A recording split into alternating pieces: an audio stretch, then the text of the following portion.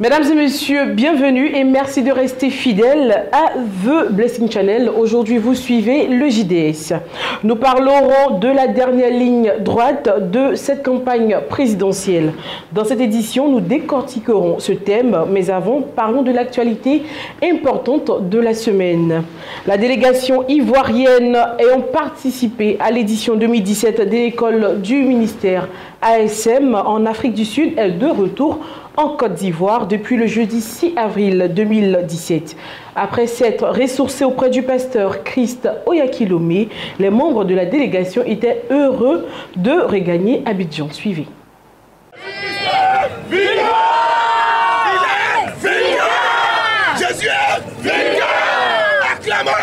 C'est dans une ambiance explosive que s'est faite le jeudi 6 avril 2017 l'arrivée de la délégation ivoirienne partie le 28 mars dernier en Afrique du Sud dans le cadre de ISM, entendez International School of Ministry. Pour rappel, ISM est une conférence annuelle de leaders initiée par le pasteur Christ Oyakilome. Aussi, pétri d'une onction de joie après s'être abreuvé auprès de cet illustre serviteur de Dieu, certains membres de la délégation ont livré à chaud leurs émotions. Waouh. C'était fantastique, c'était glorieux, c'était un voyage de grande bénédiction. Nous voulons saluer tous les téléspectateurs de Béni TV. Nous vous saluons dans le nom de Jésus. Nous sommes partis avec la grâce de Dieu à Johannesburg et nous sommes de retour. Nous avons été bénis, richement bénis par le pasteur Christ Oyakilome. Nous avons été nourris par la parole. Nous avons été enrichis par les miracles, les prodiges que nous avons vus. Nous avons vu la main de Dieu à l'œuvre.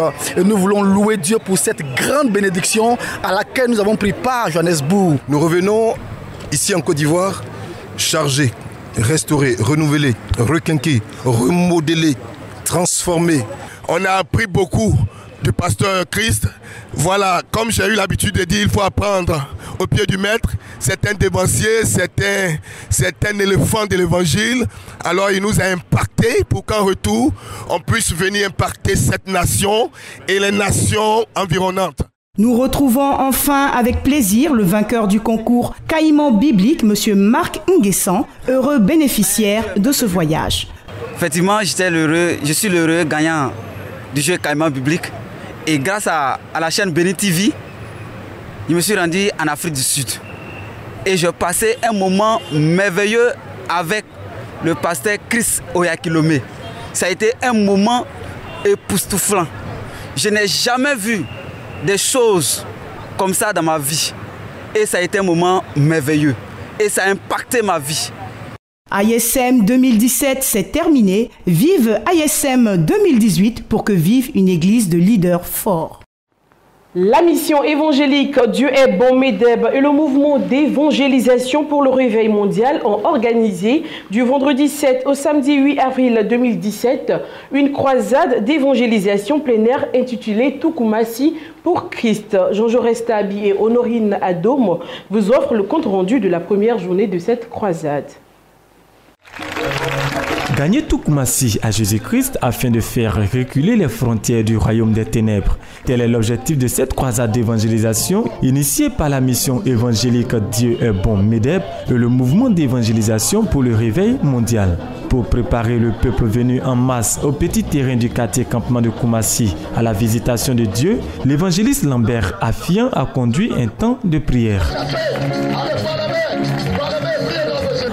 Dans ce programme, au nom de Jésus.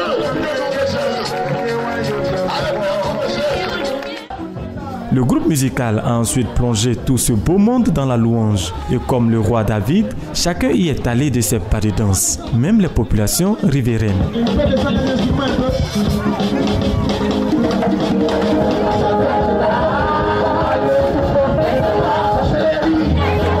Placé sous le thème « J'ai entendu les cris de mon peuple », cette croisade d'évangélisation vise à présenter Jésus-Christ comme l'ultime recours. C'est d'ailleurs ce message qui a été véhiculé par l'évangéliste Païbé Serge Darus, le pasteur principal de la MEDEB. Dieu a besoin de toi. Tu es fatigué. Il veut de toi. Tu as fait toutes les études, les diplômes sont dans la valise. Aucun service sur la terre en Côte d'Ivoire ne veut te prendre. Tu es fatigué. Dieu a besoin de toi. Il y a longtemps, tu as le passeport, tu veux voyager. Mais c'est rendez-vous sur rendez-vous sur rendez-vous sur rendez-vous. Jusqu'à le passeport est périmé. Le passeport est périmé. Et tu as les fait encore, on te donne encore rendez-vous. Tu es fatigué, mon frère. Si tu es là ce soir, je connais quelqu'un. Il s'appelle l'Éternel des armées. Le roi des rois, le lion de la tribu de Juda. L'alpha et l'oméga, le premier et le dernier, le commencement et la fin. Seigneur frère, il a changé ma vie, il va changer ta vie. Ce message a introduit le temps de prière et de ministère du prophète Baudouin Abois, le fondateur du mouvement d'évangélisation pour le réveil mondial. Après avoir confié à Dieu toutes les personnes qui ont décidé de marcher avec Jésus-Christ, le serviteur de Dieu a exercé le ministère de la délivrance et de la prophétie. Un moment de grande manifestation du Saint-Esprit.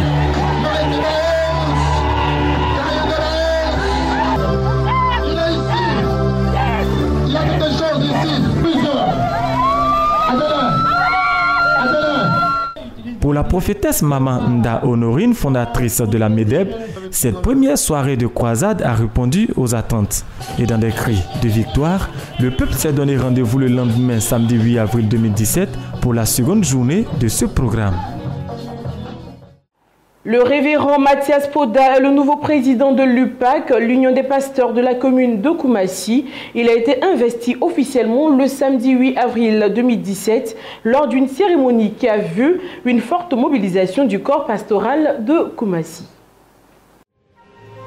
Le corps pastoral de la commune de Koumassi à Abidjan s'est réuni le samedi 8 avril 2017 au ministère évangélique de la prière vivante à l'occasion de l'investiture du nouveau président de l'Union des pasteurs de Koumassi. L'union et la solidarité est nécessaire aux serviteurs de Dieu pour mener à bien leur ministère. Le pasteur Adebayo Adedimeji l'a encore rappelé dans son exhortation. Il a insisté sur l'importance du leadership dans l'œuvre de Dieu.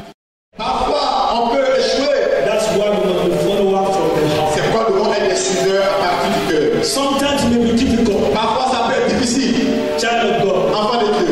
Leader. He knows your heart. Il connaît ton cœur. When you follow from the heart, Quand nous suivons de tout notre cœur, the Lord will bless us. le Seigneur nous bénira. In the name of Jesus. Au nom de Jésus. L'UPAC, l'Union des pasteurs de Koumassi, a été créée par le révérend Adi Raymond, qui en a été le premier président. Aujourd'hui, il cède la place au révérend Poda Mathias. C'est donc au révérend Adi Raymond qu'est revenu l'honneur d'investir le nouveau président de l'UPAC sous le regard des anciens et pères spirituels. Est-ce qu'on peut acclamer le Seigneur?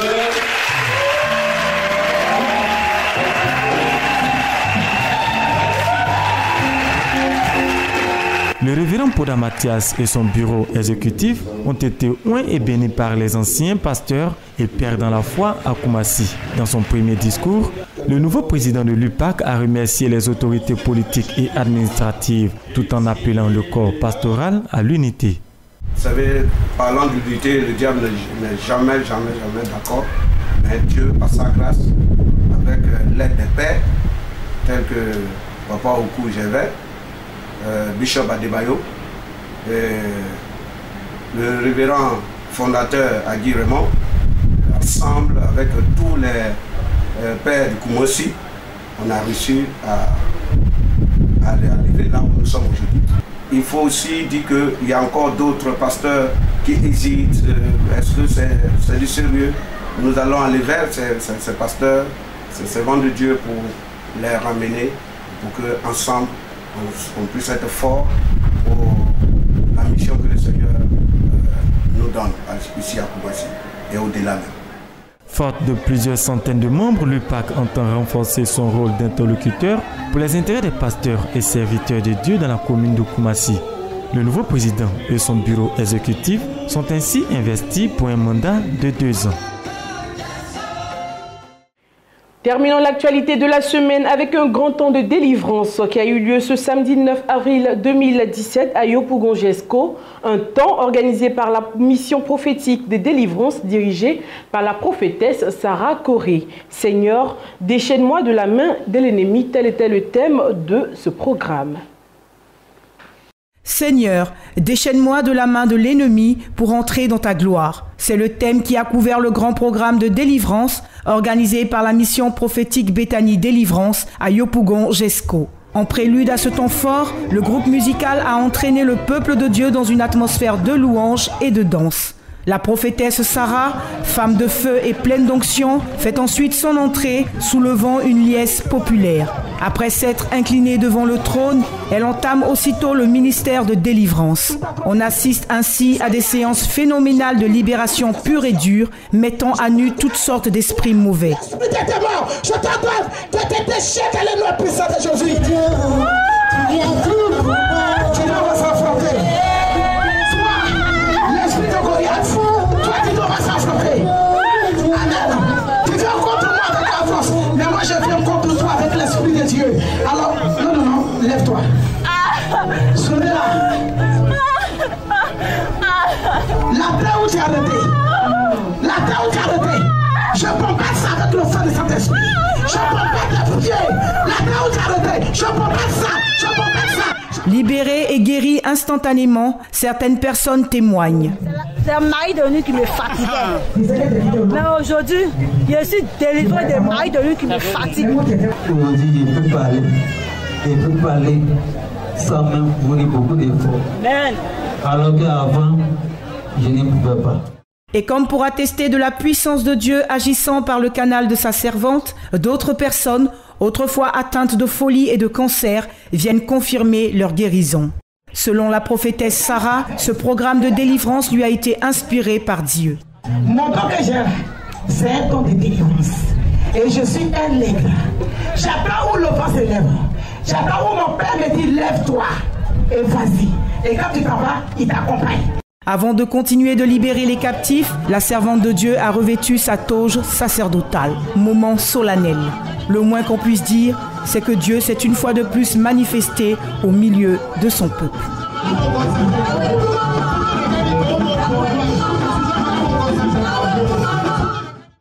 Revenons sur notre plateau. Nous verrons l'évolution de chaque candidat aujourd'hui des différents partis. Jean Jaurès Tabi, le responsable du service politique et société de notre rédaction, est présent. Bienvenue Jean Jaurès. Merci Blanche. Merci. Tout d'abord, la première question qu'on se pose à 10 jours du premier tour des élections présidentielles, quel est l'état des lieux? Alors l'état des lieux de la campagne présidentielle, c'est les différentes évolutions qu'on remarque au niveau des candidats. On remarque une nette régression au niveau de ceux qui jusque-là ont fait la course en tête. On remarque une ascension de certains candidats quand d'autres pratiquement sont en train de dégringoler. C'est-à-dire que la campagne présidentielle nous présente ou nous avertit d'une élection qui reste toujours indécise. Avec beaucoup de surprises. Si on en croit aux différents chiffres. Et dans ces chiffres-là, on remarque tout de suite qu'Emmanuel Macron, qui culminait à 26% des intentions de vote et à désormais 22% des intentions de vote, il est à égalité avec Marine Le Pen, qui elle aussi a désormais 22% des intentions de vote. Et la surprise, c'est une surprise du chef, c'est Jean-Luc Mélenchon, qui est passé en moins de 2 mois ou en 2 mois pratiquement à 6% des intentions de vote à aujourd'hui 20% des intentions de vote des Français. Et il faut aussi dire, pour faire l'état des lieux au niveau de la droite, que François Fillon est en train de se maintenir. Il résiste plus ou moins à tous ces scandales judiciaires. Quant à Benoît Hamon, le candidat officiel du Parti socialiste, il est en train de dégringoler et il est actuellement à 7,5% des intentions de vote. Voici un peu un état des lieux chiffré de la campagne présidentielle en France. Pour en savoir plus sur cette dernière ligne droite de cette campagne, suivons cet élément. Fin d'un faux suspense pour Emmanuel Macron. Après des semaines d'attente, l'ancien ministre de l'économie s'est lancé dans la course à l'Élysée mercredi matin. Je suis candidat à la présidence de la République parce que je crois, plus que tout, que nous pouvons réussir, que la France peut réussir. Bien sûr, on ne se réveille pas un matin avec cette révélation. La décision de me présenter aux plus hautes charges de la République est le fruit d'une conviction intime et profonde. C'est pourquoi Une déclaration qui fait grincer des dents à droite comme à gauche. Le Parti socialiste, déjà au plus bas dans les sondages, n'en finit plus de se diviser. Certains craignent l'élimination de la gauche dès le premier tour. Alain Juppé, lui, rend Emmanuel Macron en partie responsable de la politique économique menée depuis 2012. Marine Le Pen, quant à elle, ironise sur un candidat qui se revendique hors système, alors qu'il a travaillé dans la finance. M. Macron est le candidat des banques, il y en a toujours un. Bon, cette fois-ci, c'est celui-là. Une étiquette qui colle à la peau de l'énarque de 38 ans, devenu banquier d'affaires en 2008 et propulsé secrétaire général adjoint de l'Élysée 4 ans plus tard, avant de prendre la tête de Bercy en 2014. Une ascension fulgurante pour celui qui n'a jamais été élu au suffrage universel et qui restera associé à la loi de libéralisation de l'économie qui porte son nom, notamment sur le travail le dimanche, avant une démission surprise du gouvernement l'été dernier. Reste à voir comment cette annonce de candidature se traduira. L'entourage du chef du mouvement d'Emmanuel Macron revendique déjà 100 000 adhérents, 1700 comités locaux et près de 3 millions d'euros de dons pour financer la campagne. Mais le plus dur reste à faire. L'ancien ministre réussira-t-il à réunir assez de parrainages et à rallier des soutiens parmi les parlementaires ? Autre inconnu, la place de Manuel Valls qui pourrait rebattre les cartes si François Hollande ne se représentait pas. Chers confrères, comment interprétez-vous ces chiffres des intentions de vote? Alors, comment interpréter les différents chiffres donnés par les sondages quant aux intentions de vote des Français concernant ces différents candidats? Je pense qu'il faut aller au cas par cas. D'abord, prendre le cas d'Emmanuel Macron. On remarque tout de suite qu'après avoir beaucoup séduit les Français, Emmanuel Macron a eu beaucoup de difficultés à terminer sa campagne. Ou du moins, il a encore beaucoup de difficultés à terminer sa campagne. Avec lui, finalement, ce qui a fait sa force est en train de jouer contre lui. On l'a dit déjà une fois. Il y a quelques semaines, il était le favori dans les sondages. On l'a déjà dit sur ce plateau. Emmanuel Macron a continué de se présenter comme celui qui n'est l'adversaire de personne, l'ennemi de personne. Il veut plaire autant à la droite qu'à la gauche et ça finit toujours par avoir un effet boomerang.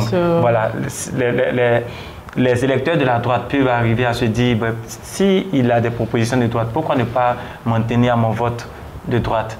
Et idem pour les électeurs de la gauche qui certainement ont eu la même réflexion. Il a du mal à innover, il a du mal à séduire, il a du mal surtout à afficher une position claire qui soit indépendante de la droite et de la gauche. Justement, c'est ce qui fonde sa candidature. Alors, on prend le cas de Marine Le Pen. Elle est victime de ce que j'appellerais l'hésitation des électeurs vis-à-vis des partis d'extrême droite en Europe. Avant les élections en général, on remarque un engouement pour les idées de l'extrême droite.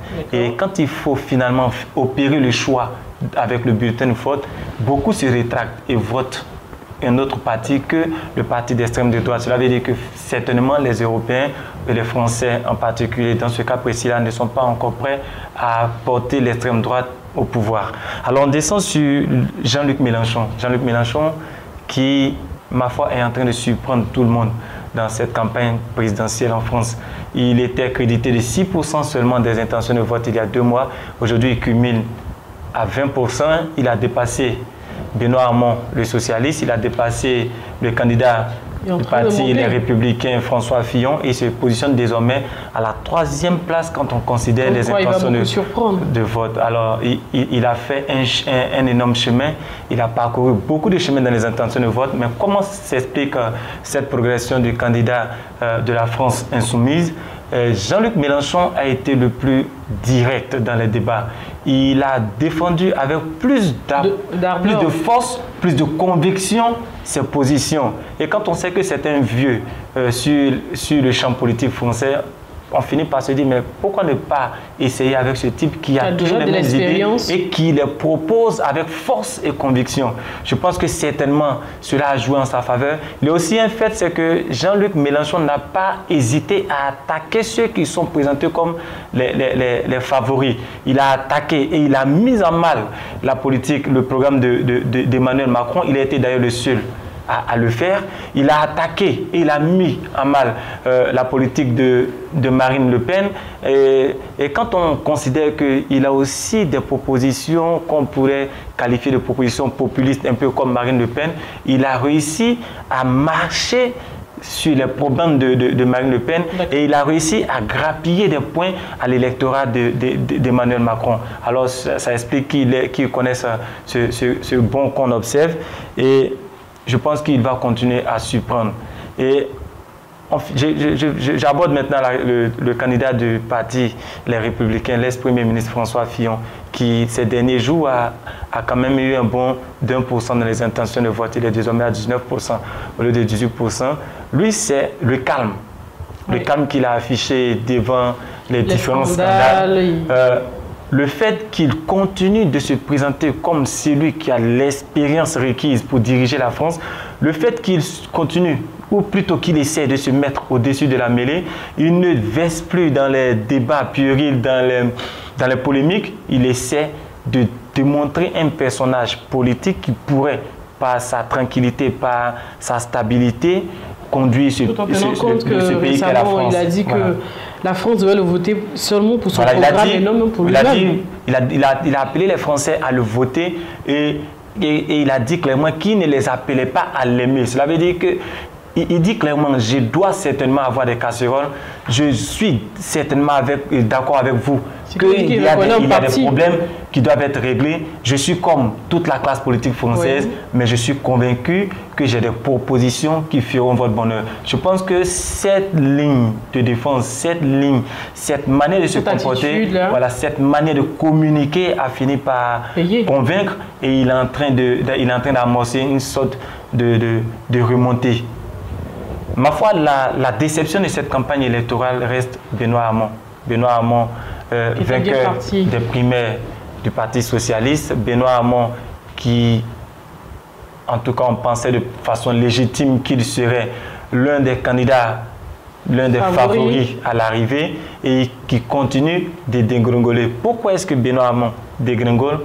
L'une des premières raisons, c'est parce qu'il n'a pas réussi depuis le début de la campagne à fédéré autour de lui et à commencer par son bord politique, à commencer par le Parti socialiste. Il n'a pas pu avoir le soutien de personnalités de poids telles que Jean-Yves Le Drian, qui très tôt l'ont lâché. Il n'a pas pu avoir le soutien de personnalités de poids comme Manuel Valls, l'ancien Premier ministre. Et c'est des soutiens qui comptent, c'est des désertions aussi qui comptent dans la balance. Et finalement, il paye le fait de n'avoir pas réussi à être offensif dans sa campagne électorale. Il a trop misé sur la jeunesse, il a trop misé sur les mouvements de jeunesse du Parti socialiste et il le paye aujourd'hui.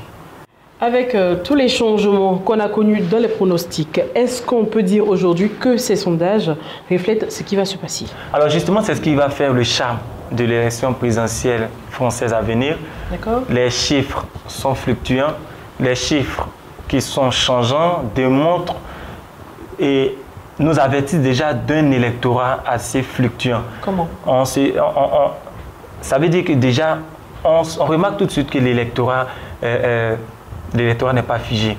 Et quand on prend même les chiffres des intentions de vote au niveau des 5 principaux candidats, on se rend compte tout de suite qu'au-delà des intentions de vote, il y a aussi un critère qu'il faut prendre en compte. Lequel? C'est le critère qui concerne la stabilité du vote. Vous savez, quand on dit à un individu « Qui as-tu l'intention de voter ?» il donne sa réponse et on lui pose la question « Est-ce que c'est un vote que tu considères définitif ?» C'est ça, c'est là que tout se joue en fait. Quand on prend le cas de Marine Le Pen, par exemple, elle a 22% des intentions de vote. Ça, c'est un chiffre, c'est vaste.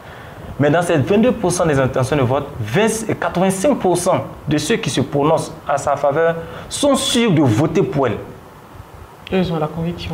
Donc, elle, ces 22% d'intentions de vote sont plus proches des 22% de 22% dans l'électorat. On prend le cas d'Emmanuel Macron. Dans les 22% de Français qui se disent prêts à voter Emmanuel Macron, 68% pensent qu'ils pourraient changer leur vote. Comment?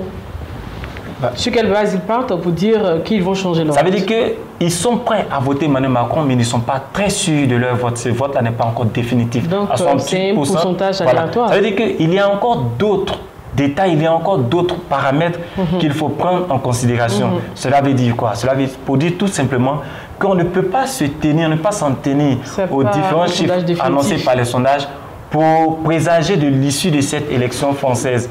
Il faut attendre déjà que 40% des Français n'ont pas encore donné leur prétention de vote. Indécis. 40% de l'électorat reste encore indécis. Alors je pense qu'on ne peut pas dire que ces chiffres-là reflètent le vote qui aura lieu déjà le 23 avril. Et quand on voit déjà les différents changements, les ascensions, les dégringolades, on se dit bien, il faut attendre que le vote se fasse parce que réellement, on se rend compte tout de suite qu'on va avoir affaire à une élection qui risque de nous donner une issue très incertaine et indécise. Chers téléspectateurs, vous constatez que cette campagne présidentielle nous réserve beaucoup de surprises.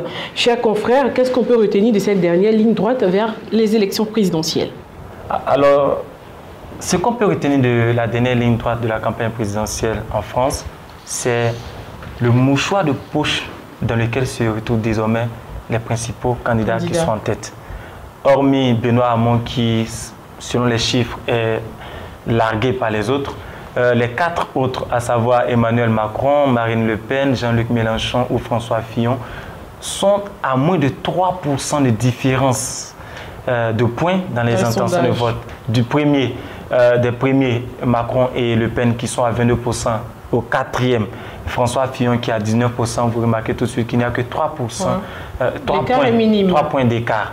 Ça veut dire que la semaine qui vient peut nous réserver des surprises. Rien n'est joué et au vu de ces chiffres, on se dit finalement les différents scandales judiciaires qu'a subi François Fillon, les accusations mises à l'encontre de Emmanuel Macron ou de Marine Le Pen n'ont pas eu l'effet, n'ont pas fait la différence décisive comme on pourrait le croire il y a de cela quelques semaines. Donc, pour me résumer, je dirais que le jeu reste encore ouvert entre ces différents candidats, à l'exception de Benoît Hamon qui semble être vraiment distancé dans les chiffres.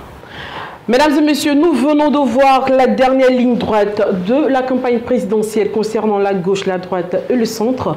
La semaine prochaine, nous vous réservons d'autres surprises. Même heure, même canal et même rendez-vous. D'ici là, portez-vous bien.